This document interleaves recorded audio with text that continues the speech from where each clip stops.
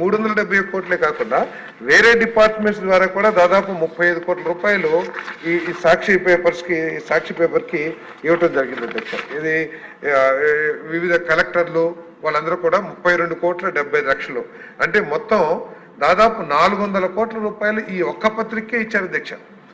371 32 అంటే 403 కోట్ల రూపాయలని ఈ ఒక్క పత్రికే ఇచ్చారు 5 సంవత్సరాల్లో.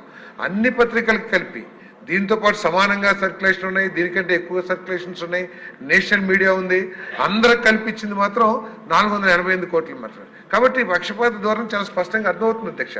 కాకపోతే అది చేయటానికి ఈ జీవోని అడ్డం పెట్టుకుని చేశారని చెప్పేసి ఉద్దేశం తప్పితే పక్షపాత ధోరణి లేదని చెప్పడానికి నేను ప్రయత్నం చేయట్లేదు అధ్యక్ష.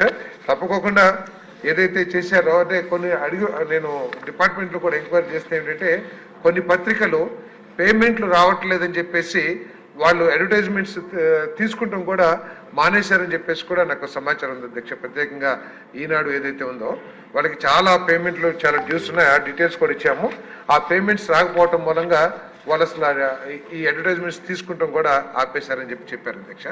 సో కాబట్టి దీంట్లో జరిగింది, తప్పకుండా దీంట్లో ఎంక్వైరీ చేస్తాం అధ్యక్ష. దాంట్లో ఎటువంటి తర్వాత పత్రికల్లో వీటిలో పక్షపాత ధోరణి చాలా స్పష్టంగా కనపడుతుంది. కాబట్టి దాని మీద తప్పకుండా చర్య తీసుకుంటాం.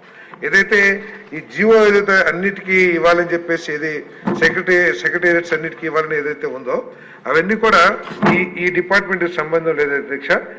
వేరే శాఖ సాక్షి పేపర్ సచివాలయాల్లో కొనాలి అన్న జీవో ఏదైతే ఇచ్చారో ఈ శాఖ ఇవ్వలేదు అధ్యక్ష. అదేవిధంగా డిజిటల్ కార్పొరేషన్ కూడా INPR పరిధిలోకి రాదు అధ్యక్ష.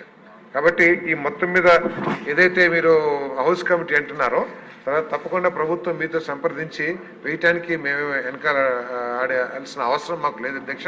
తప్పకుండా దీంట్లో ఏదైతే జరిగిందో దాని మీద తప్పకుండా చర్యలు తీసుకుంటాం. దీంట్లో పక్షపాత ధోరణి ఉంటే అందరి అధికారుల మీద కూడా చర్యలు తీసుకుంటాం. ముఖ్యమంత్రి గారితో కూడా మాట్లాడి చీఫ్ సెక్రటరీ గారితో మాట్లాడి అధికారులు రిలీవ్ చేయకోకుండా కూడా చర్యలు తీసుకుంటాం అధ్యక్ష.